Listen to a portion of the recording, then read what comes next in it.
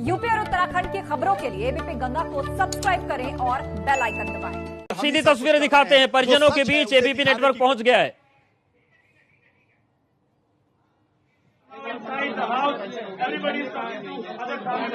आप लोगों का फोन जब्त किया गया, प्रेशर बनाया गया। जी हाँ, हमारे फोन ट्रेस पे लगा रखा है, इन लोगों ने रिकॉर्ड भी कर रहा है, ये बात है। मीडिया से बात नहीं कर रहे हैं। जी हाँ, बोले कहा कहते आप मीडिया से बात नहीं होगी और ये ऐसा ऐसा कर रहे हैं। एसआईटी की टीम ने कोई प्रेशर बनाया, यहाँ रही तो क्या क्या पूछा? ऐसे टीम ने करीब वो परसों 1 तारीख को आई थी, तो उसने वो हमारे जो विटनेस जो लिखने वाले उन्होंने लिखित में लेके गए हैं, वो पर कल नहीं आई हमारे पास वो, और कल वो गाँव में घूमे हैं। जब डीएम आए थे तो क्या हुआ?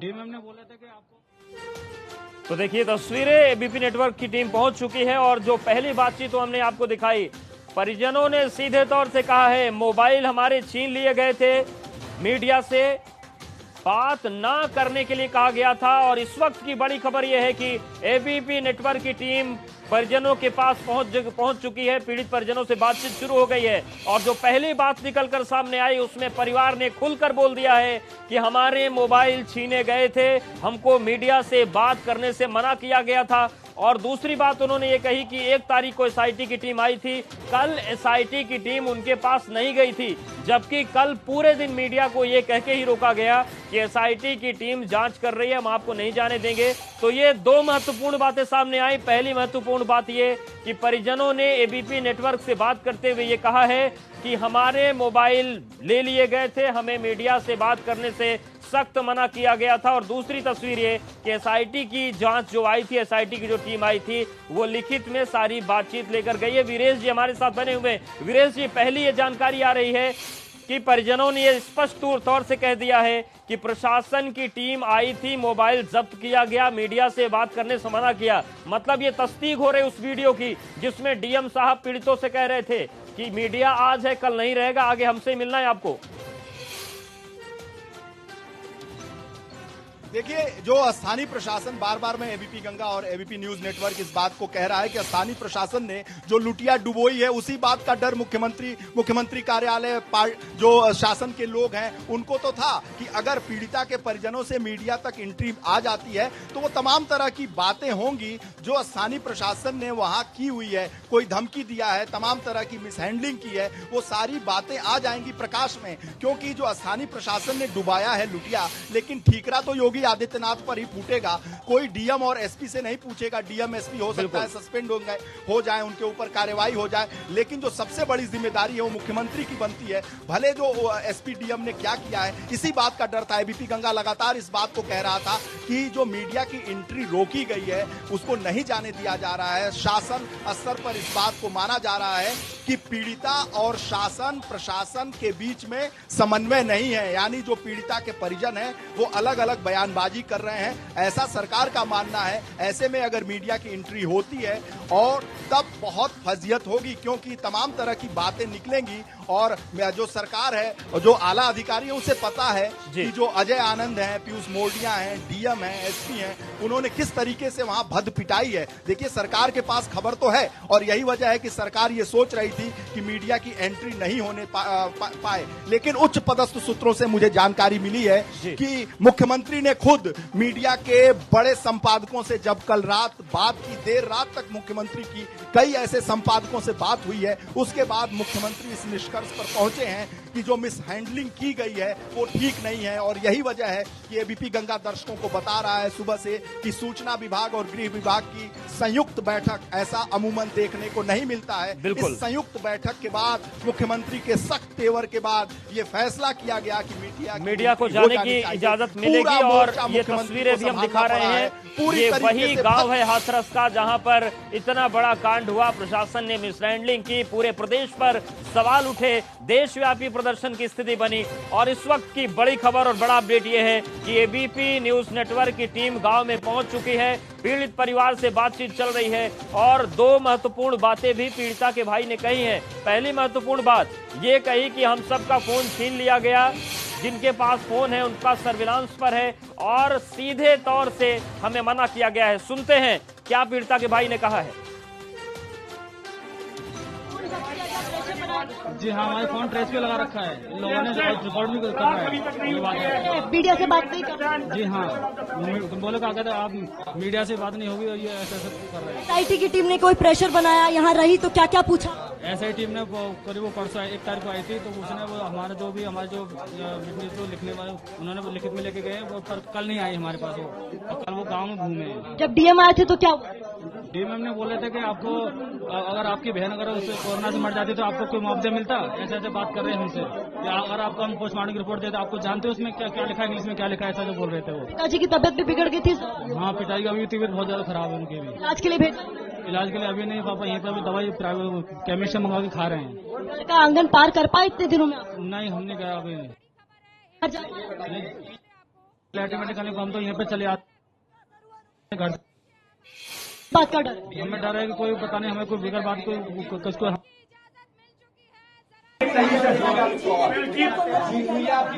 media person is now live. I would just like to show you what's happening. Every media person now inside the house. Everybody is talking to other family members. तो देखिए, ये कुछ महत्वपूर्ण बातें पीड़िता के भाई ने कही है। उसने कहा कि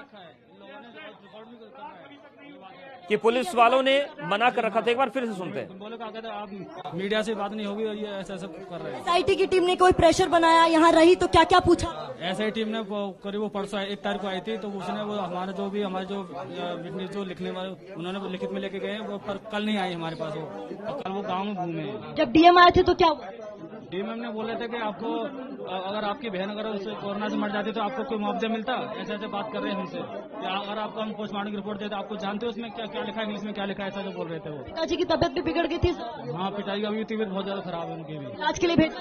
इलाज के लिए अभी नहीं पापा, यहीं पर अभी दवाई प्राइवेट केमिस्ट से मंगवा के खा रहे हैं। घर का आंगन पार कर पाए इतने दिनों में? नहीं, हमने गया अभी नहीं खाने को, हम तो यहीं पे चले आते घर। तो ये इस वक्त की बड़ी खबर। पीड़िता के भाई से एबीपी नेटवर्क ने बात की। उन्होंने कहा कि हमारा फोन सर्विलांस पर लगा है, कुछ लोगों के मोबाइल लिए गए और किसी से बात नहीं करने को कहा गया है, बात नहीं करने दी जा रही। ये भी प्रशासन ने कहा। DM ने कहा कि अगर आपकी बहन की मौत कोरोना से हो जाती तो फिर क्या होता। और ये भी कहा गया प्रशासन की तरफ से कि अगर हम आपको पोस्टमार्टम रिपोर्ट दे भी दें तो आप क्या समझेंगे कि उसमें क्या लिखा है। तो ये बर्ताव किया जा रहा है।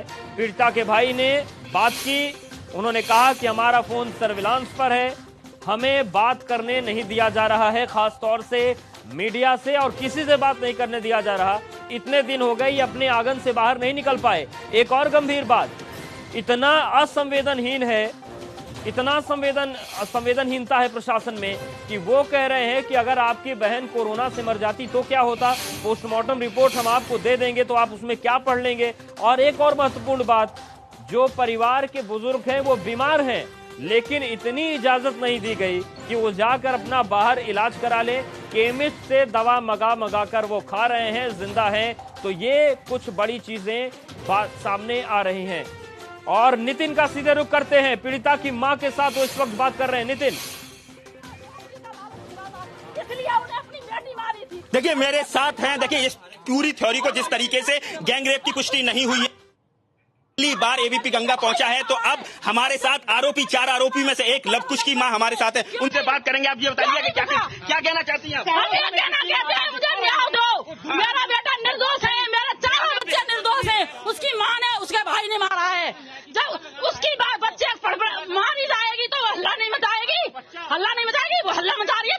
9:30 बजे ये घटना हुई है, 10:30 बजे अस्पताल पहुंचा है। क्या हुआ था? आपका बेटा उस दिन कहाँ था? मेरे पास चारा काट रही। चलो खेत में बताओ, मेरे पास था, तराटी से चारा काट रहे थे। उसकी माँ चारा काट रही उस खेत में, मैं काट रही अपने खेत में, चारा काट रहे। मैंने पानी पिलाया था, मैंने पानी मंगाया था। मुझे न्याय चाहिए आज। आपको पुलिस आपकी सुन रही है? कोई पक्ष सुन रहा है? मेरी किसी ने नहीं सुनी थी। आज क्यों नहीं सुन रहे? एक पर्ची क्यों सुन रहे हो? तुम बिके भाई हो सबके, इसलिए नहीं सुन रहे हो। अच्छा, इसलिए ये चारों जो आपके, चाहे वो संदीप हो, लवकुश हो, आप एक ही परिवार के हैं? नहीं, मैं अलग परिवार से हूँ, लेकिन बच्चों सारा निर्दोष है। निर्दोष है बच्चे, चारों निर्दोष है। चारों निर्दोष है। हमको आप कौन है? रामू को पिटाऊं, नहीं बना दुकान में ना फैक्ट्री में काम कर रहा प्लांट कर रहा है। कौन से प्लांट में काम प्लांट कर रहा है मजदूर जगह पे। हाँ मजदूर प्लांट पे माँ बाप किसने हत्या की है? ये किसने चोट की? अरे जो तो तुम्हें भाई झाड़ रहा है कैसे फोन करिए हमें ये भी छुड़ी मालूम ना हल्ला गुल्ला होना है कोई बात ना मार के ढल रही है माँ मार के ढल रही है हमारे से लगाई जा रही है। अरे निर्दोष बिल्कुल निर्दोष बिल्कुल निर्दोष। आपको लगता है प्रशासन आपकी नहीं सुन रहा? एक तरफा कार्रवाई हो रही है। एक तरफा कोई ना यार सब काम सही कर रही है प्रशासन तो प्रशासन कोई गलत काम नहीं कर रहा सरकार सही काम कर रही है हमारे तो जेब फंसा रहे निर्दोष। पहले दिन 14 तारीख को जो बयान आया है माँ का पहले मेरे पास हाँ कि गला किया है लेकिन छेड़छाड़ 19 तारीख को लगता है मुकदमा 22 क्या बहुत कह रही है माँ के बयान माँ क्या बहुत बयान दे रही है क्या बदल रही है लगातार काट रही वो बयान दे रही है चोरी क्या नार काट रही जीव काट नार कट रही है कहाँ नार कट रही है कहाँ जीव कट रही है। अब न्याय चाहिए हमको न्याय चाहिए आज न्याय चाहिए। अरे मेरा न्याय चाहिए मुझे इतना उसे मिल रहा। अरे हमारी इज्जत अरे इज्जत मट्टी में मिल गई सब जगह। अरे सब जगह इज्जत मट्टी में मिल गई इतना उसे मिल रहा है उसे मिल रहा है इतना ही हमको चाहिए इतना ही। समझ सकते हैं। देखिए पहले दिन से एबीपी गंगा कह रहा था कि ओनर किलिंग का मामला हो सकता है और इस बात को बल मिल रहा है आरोपियों के परिवारजनों का ये मामला हो सकता है कि पहले से एफएसएल रिपोर्ट में पुष्टि नहीं पीएम रिपोर्ट में पुष्टि नहीं। और आप देख सकते हैं कि जिस तरह से अगर थोड़ा सा भी अगर इनकी बातों में सच्चाई होती अगर इनमें तो आज इस तरह कॉन्फिडेंस से नहीं बोल रहे होते। कुछ ना कुछ गाल में काला जरूर है और इस बात को एबीपी गंगा जरूर दिखा रहा था। और आप देख सकते हैं किस तरीके से ये लवकुश की माँ है ये रामू के पिता है और रामू उस दिन फैक्ट्री में काम कर मेरे को नहीं बात दी जाए योगी बाबा तो दे ही रही मदद ठीक है मैं अपनी संपत्ति बेच के जो योगी बाबा तो दूरी दे दूंगा अगर मेरा लौड़ा दो चाहिए तो। आपका लड़का रामू का कितने साल का है क्या कर होगा 35 साल का होगा 2 बच्चा है वहाँ पे एक की बेटी है 4 साल का बेटा है वहाँ पे। 9:30 बजे 14 तारीख को घटना हुई है।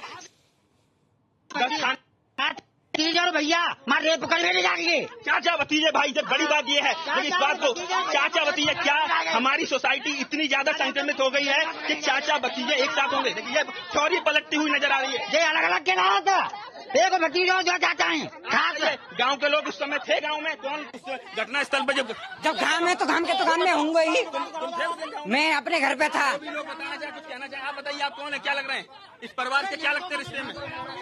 पत्नी है मेरी मेरा बच्चा है खुद आपका बेटा है लवकुश के पिताजी? हाँ लवकुश कितनी उम्र है लवकुश की?